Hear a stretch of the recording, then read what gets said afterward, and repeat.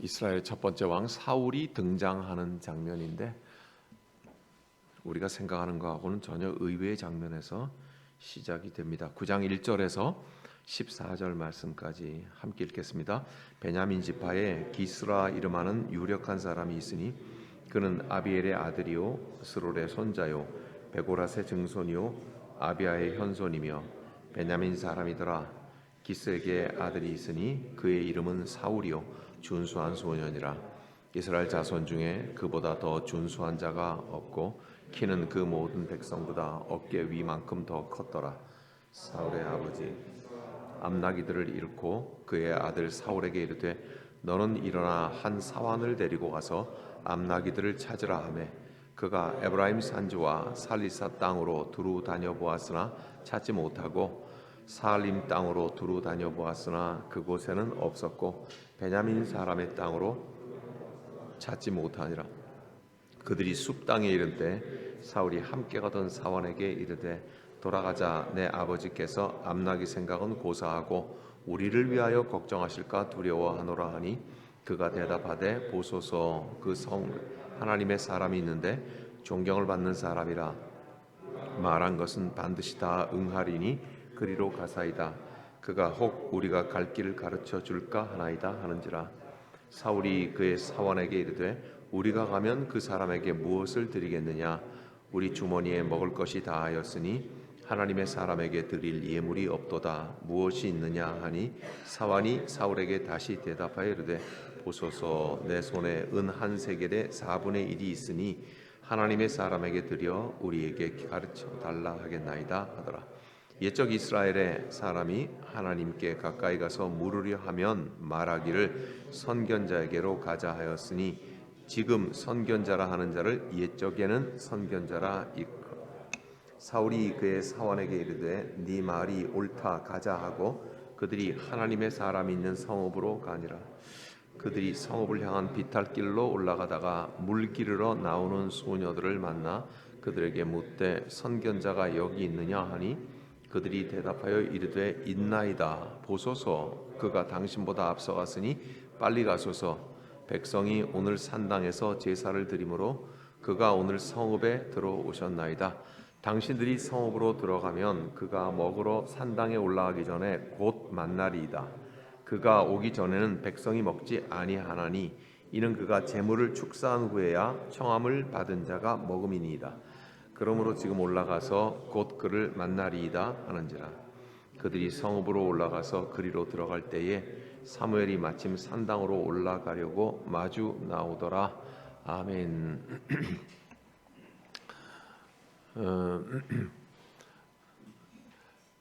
비행기를 타고 가는데 높이 떠서 비행기가 가고 있는데 갑자기 창 밖에 기린이 모가지를 쭉 빼고 얼굴을 이렇게 들이밀면서 당신을 바라보고 있으면 어떤 생각이 들겠습니까? 예. 처음에는 이게 뭐지 하다가 기겁을 하지 않겠습니까? 예. 제가 본 재밌는 그림 중에 그런 그림이 하나 있는데 거기에 제목이 이렇게 되어 있었습니다. 뜻밖의 장소에서 만나는 하나님. 예. 실제로 그런 책이 있어요. 뜻밖의 장소에서 만나는 하나님. 필립 얀시라는 복음주의 작가 유명한 분인데 필립 얀시가 쓴 책이 뜻밖의 장소에서 만나는 하나님. 거기에는 정말로 상상할 수 없는 곳에서 하나님을 발견하고 만난 사람들의 기록이 나오는데 그 중에 하나 이런 스토리가 있어요. 필리핀 정치가 불안하지 않습니까? 상당히 고위층의 사람인데 이 사람이 억울하게 모함을 쓰고 누명을 쓰고 감옥에 갇힙니다. 감옥살이를 해요. 감옥살이를 하는데 그 감옥 속에서 하나님을 만나죠. 뭐 감옥에 할 일이 뭐 있겠습니까? 높은 사람이 갇혔으니까 뭐 중노동을 시킬 것도 아니고 독방에 가두어 두고 이놈은 사상범이야 정치범이야 그러고는 가두어 뒀죠. 그러니 이 사람이 거기에서 차분하게 성경을 읽고 경건서적을 읽고 묵상을 하고 뭐 하루 종일 하다 잠은 안 오고 그러니까는 뭐 기도하고 하다가 자기 신앙의 불을 만난 거예요. 그래서 신앙을 제대로 딱 가지고 있지요. 그 어찌어찌해서 누명이 벗겨지고 풀렸어요. 그래서 바람이나 쐬러 가야 되겠다고 생각을 하고 비행기를 타고 해외여행을 가는데 옆자리에 앉은 사람하고 얘기를 하기 시작을 했는데 이 백인 남자가 찰스 콜슨이라는 이름을 가진 사람인데 자기는 그 사람이 누군지 유명한 사람인지 몰랐어요. 근데 이 찰스 콜슨은 말하기를 이러는 거예요. 내가 교도소 안에 갇힌 사람들을 선교하는 선교회를 만들었습니다. 이제 막 시작했는데 당신 얘기 들어보니까 당신도 여기에 함께 일을 하면 되겠습니다. 하고 국제교도소 선교회라고 하는 거에 얘기를 둘이서 참 하다가 보니까 이 찰스 콜슨이 유명한 1970년대 초반에 72년, 74년 이쯤 될 것 같아요. 닉슨 대통령의 워터게이트라고 하는 도청 사건이 있어서 닉슨이 미국 대통령으로 불명예스럽게 중간에 하야했습니다. 근데 그 닉슨 대통령의 참모진 보좌관 중에서 핵심 실세였던 사람이 바로 찰스 콜슨인데 이 사람이 계획을 많이 한 거죠.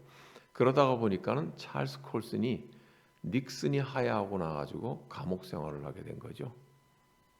그래서 대통령의 참모 실세였던 사람이 감옥 생활을 하거죠. 찰스 콜슨이 그 안에서 성경을 읽다가 하나님을 깊이 발견을 합니다. 자기의 죄악을 발견하게 되고 그리고는 하나님 앞에 회개하고 온전히 회심을 경험하게 됩니다. 그리고는 감옥 형기를 마치고 나와서 자기와 같은 인생을 되돌아보면서 감옥에 있는 사람들을 위해서 내가 선교를 해야 되겠다고 생각을 합니다. 워낙에 정치력으로 힘이 있던 사람 아닙니까? 그러니까 감옥 좀 갔다 왔어도 힘이 있는 거죠. 그래서 여러 사람들을 이 선한 일을 하자고 모아서 교도소 선교회를 한 거죠. 근데 이 두 사람이 비행기 안에서 만난 거예요. 그러면서 너무도 기이하게 거기서 불꽃이 튀었죠. 그래서 이 필리핀의 유력한 사람과 미국의 정치인이었던 찰스 콜슨이 함께 같이 이 일을 하겠다. 교도소 선교를 하겠다고 하는 것을 기록을 했습니다. 책 제목이 뭐라고요? 뜻밖의 장소에서 만난 하나님. 둘 다 좋을 때 하나님 만나면 얼마나 좋아요, 그죠? 깜빵에서 만날 건 뭡니까? 그리고는 감옥에서 만난 사람들끼리 또 비행기 안에서 만날 거는 뭡니까? 그래서 하나님의 일을 하자고 했다고 뜻밖의 장소에서 만난 하나님 있어요. 이 말씀을 제가 왜 서두에서 길게 하느냐 하면 오늘 여기에 나오는 사람 사울을 생각을 하면 이 생각을 안 할 수가 없어요. 또 있어요. 예수님이 십자가 지고 갈 때에 탈진하니까는 구레네 사람 시몬이라는 구경꾼을 강제로 예수 십자가 지게 하고 가지 않습니까? 그렇죠? 구레네라고 하는 것은 지금 리비아예요, 리비아. 아프리카의 가장 북쪽에 있어서 지중해하고 딱 면하고 있는 그 나라 리비아 출신인 거죠. 그러니까 아마도 아주 까맣지는 않았지만 까무잡잡한 사람이었을 거예요. 네. 그 시몬은 구경하고 있다가 엉겹결에 로마 군인들에 의해서 예수 십자가를 대신 지고 가는 사람이 됩니다. 마태복음 27장에 나오는데 그걸로 끝이 아니죠. 예수는 십자가에 못 박혔지만 잠시 강제로 십자가 진 시몬의 가족들은 그 이 뒤에서 성경에 줄줄이 기록이 됩니다.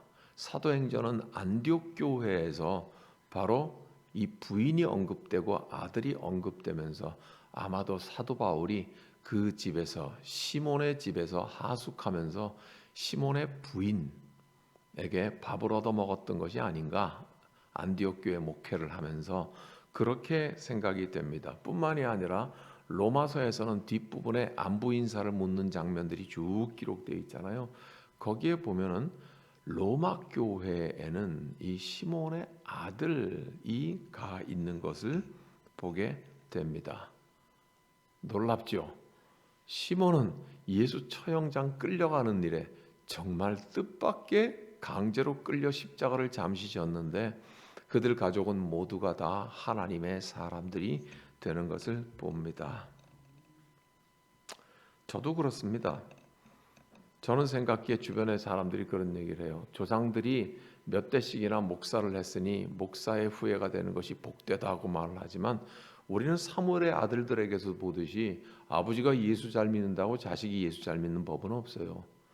저는 그 위험한 속에서 저를 예수 믿게 하시고 구원하게 하시고 하나님께서 나를 버리시지 아니했던 예수 잘 믿는 사람들의 후손들 가운데 불신자들이 많은데 그 가운데서 나를 고맙게도 구원해 주신 것이 감사하지. 조상들이 예수 잘 믿는 것도 감사하지만 그런 생각도 가지고 있습니다. 사랑하는 여러분, 오카논 목사님은 그가 생전에 첫 번째 책을 썼을 때 책 제목이 고난은 변장한 축복이라고 그랬어요. 고난하고 축복하고 하늘과 땅 차이인데 그것을 연결을 하는 것을 어떻게 연결을 했어요? 고난은 변장했다. 축복이 변장한 것이다. 그렇게 말했어요. 고난하고 복하고 어떻게 연결시킬 수 있을까? 야, 머리가 좋다. 아이디어가 뛰어나다가 아니라 오카논 목사라고 하는 목사이기 전에 한 그리스도인의 삶 속에 고난을 뚫고 나가고 고난을 다루어 가면서 그 고난 속에 하나님과 함께 동행했더니 정금같이 하나님 앞에 나아가며 복된 결과를 맞이한다는 것을 삶으로 체험했죠. 그러니까 고난은 복과 연결되어 있구나. 하나님께서 변장시켜서 보낸 것이구나 하는 것을 알게 된다 이 말이죠.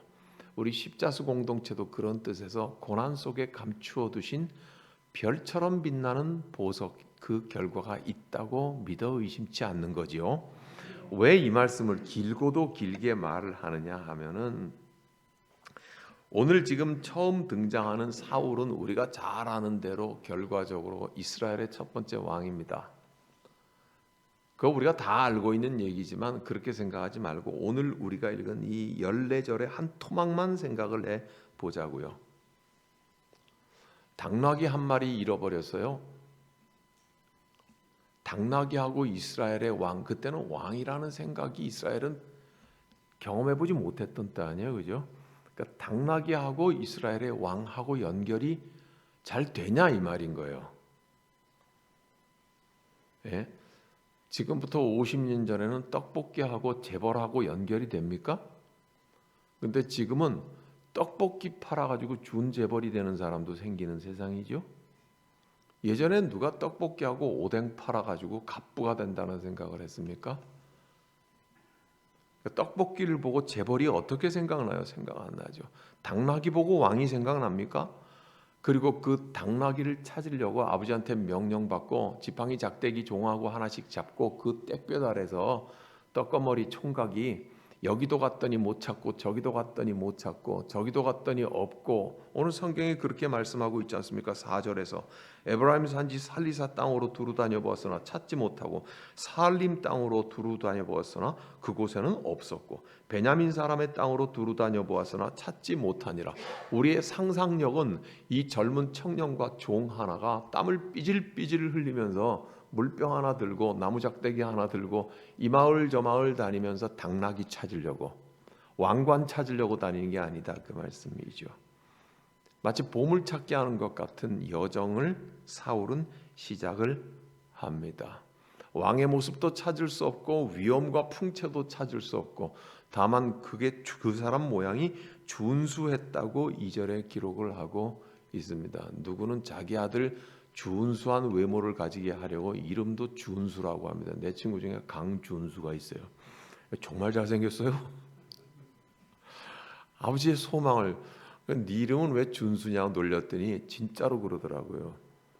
우리 아버지가 사업을 크게 하는데 세상에 다 얻었는데 아들을 얻었는데 아들 잘생기는 것 이거 하나가 유일하게 소망이라 그래서 이름을 준수라고 했다. 빼어날 숫자를 썼어요. 예. 근데 정말 잘생기게 태어났죠. 예. 싱거운 얘기는 거두고 정말 중요한 것은 뭐냐 하면 이제 당나귀 한 마리 찾아가는 이 젊은 청년, 하나님은 이렇게 일을 시작합니다. 저와 여러분에게 하나님께서 만나주시는 방식은 거의 대부분이 이런 식입니다. 하늘이 번쩍거리면서 벼락을 치고 하늘이 쩍 벌어지면서 나다 내가 너와 함께한다 이런 방식으로 하나님께서 나타나시는 경우가 없죠. 예? 하나님은 우리를 만나시는 방식이 거의 대부분이 뜻밖의 장소에서 시작을 하십니다. 뜻밖의 사건에서 시작을 하고 당나귀로부터 시작을 하고 감옥으로부터 시작을 하고 떡볶이로부터 시작을 하고 원통한 일로부터 시작을 하고 사방이 다 맞춰 헤어날 수 없는 감옥에 갇힌 것 같은 그 일로부터 하나님은 시작을 하시면서 그 실마리를 풀어 가시죠. 당나귀 잃어버려서 이 마을 저 마을 찾아다니는 이 젊은 청년을 하나님께서는 시작하셔서 그를 왕으로 삼으시는 데까지 가신다고 하는 것입니다. 보물찾기가 따로 없습니다. 그러니 아무것도 생각할 수 없는, 감히 자기가 왕 된다는 생각을 했겠습니까? 사울은 이 대목에서 보여주는 그의 성품은 겸손함이고 그는 수줍고 그는 잘 놀라는 사람이고 나중에 결국은 당나귀를 찾게 된다는 얘기를 듣지 않습니까? 그렇죠? 사랑하는 여러분, 우리도 그렇습니다. 하나님께서 우리를 이끌어 가실 그 첫 번째 단초는 이와 같은 작은 일들에서 시작이 됩니다. 그래서 그 일에 우리는 당황하고 해결 방법을 몰라 하기도 하고 수줍어하고 겸손하기도 하고 그리고 작은 일에 우와 하고 놀라기도 합니다. 그런데 말입니다. 오래 이런 일을 겪고 여러 차례 우리 하나님의 이런 일을 겪어서 심장에 감동하는 근육이 찔겨지면 잘 놀라지도 않아요. 감사를 잃어버립니다. 둔해지는 거죠. 특권이 계속되면 당연한 것이라고 착각하면서 하는 것처럼 저처럼 목사 오래 한 사람이나 신앙생활 오래 해서 하나님과 진지한 만남을 지속해 왔던 사람일수록 초심을 잃어버린다는 표현을 많이 하지 않습니까? 그렇죠. 우리 하나님에 대해서 감격하고 우리 하나님이 내 평생 겪었지만 역시 우리 하나님이셔. 혹은 내 평생 겪었지만 이런 정도의 하나님은 내가 처음 만나는도다 하는 그 감격의 영적 감동이 사라져버려 잘 놀라지도 않아. 심장 두근거리고 우리 하나님을 감동하는 그 심장의 감동 근육이 너무 찔겨져 버려서 감사도 반으로 줄어들고 주님께 그 감사로 다시 드리는 그 헌신과 그 봉사와 사무엘을 얻고 나서 어머니는 그러잖아요. 내가 구하였더니 주께서 이 아들을 주셨으니 나도 하나님께 이 아이를 다시 드린다고 하는 그 감격이 우리 가운데 살아 있어야 될 줄로 믿습니다. 그러므로 하나님께서는 이렇게 일을 시작하시는 것은 어디 사울에게 뿐이겠느냐 이 말입니다. 어디 성경에 기록되어 있는 이 시절 뿐이겠느냐 해서 오늘 저와 여러분들도 그리 생각했습니다. 우린 다 태어난 곳이 대체로 다릅니다. 이 팽성에 태어난 사람이 몇 사람이 되겠습니까? 우리 가운데. 그러나 우리는 각자의 나이 수를 살고는 오늘 이 자리에서 함께 한 시간에 하나님께 예배하고 있습니다. 여기에 뭔가 하나님의 뜻과 계획이 있겠죠. 우리 전혀 다른 곳에서 나고 자랐으나 우연이든지 필연이든지 그것은 하나님의 인도하심에 따라 오늘 우리가 여기에 와 있습니다.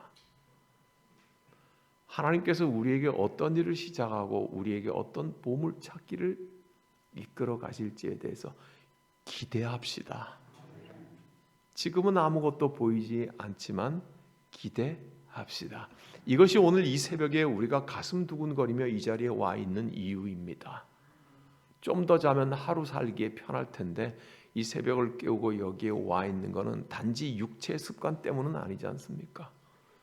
우리의 영적인 두근거림은 우리 각자 그리고 우리 공동체가 처한 이 환경이 별로인 것 같지만 그러나 왜 하나님께서 우리를 이 난처한 지경에 처하게 하셨을까? 왜 나를 이토록 난처한 일에 처하게 하셨을까? 그렇지만 이 새벽에 와서 우리 하나님 앞에 그 답을 구하고 인도하심을 구하는 기대와 설레임이 우리에게 있을 때에 우리 하나님께서는 당나귀 찾는 사울처럼 오늘 그 자리에 우리를 두시고 인도하여 주실 줄을 믿는 거죠.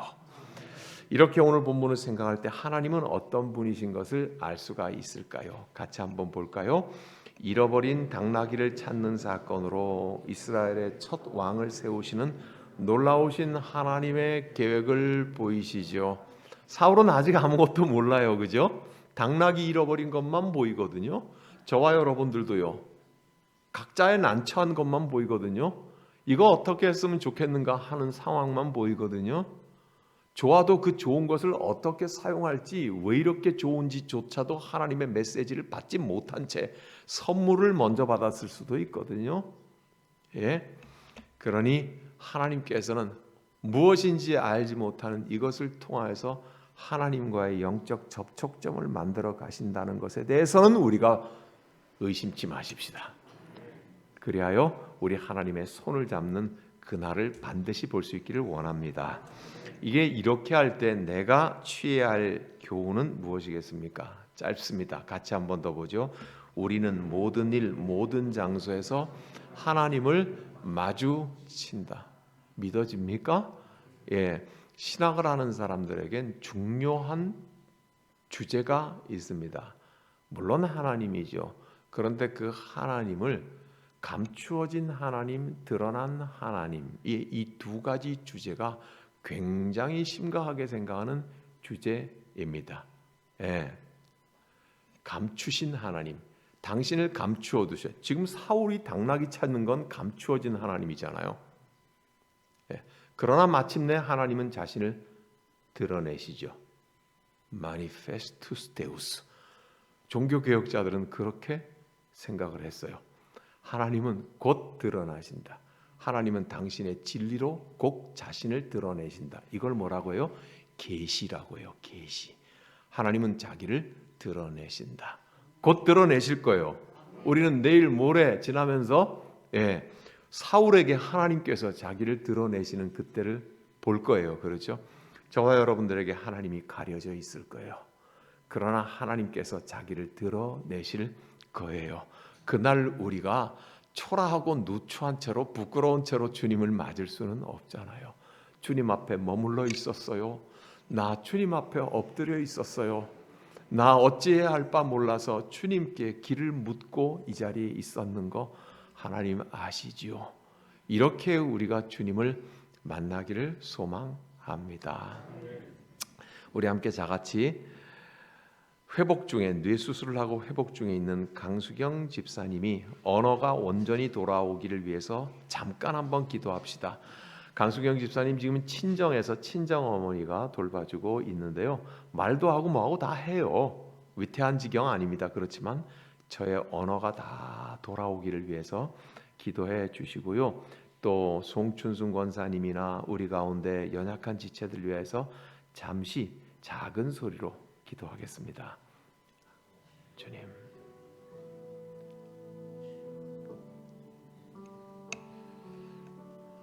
주님 고치시.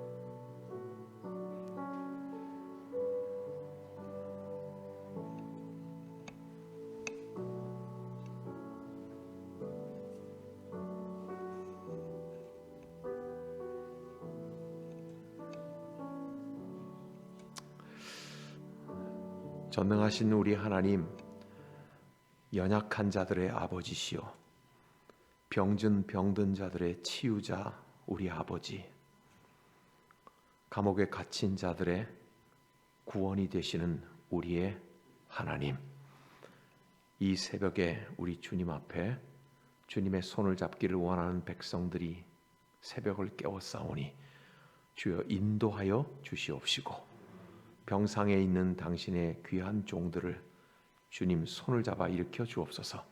이 새벽 1000번째 예물을 드린 가정을 귀히 여겨 주시옵소서. 예수 그리스도의 이름으로 기도하옵나이다. 아멘.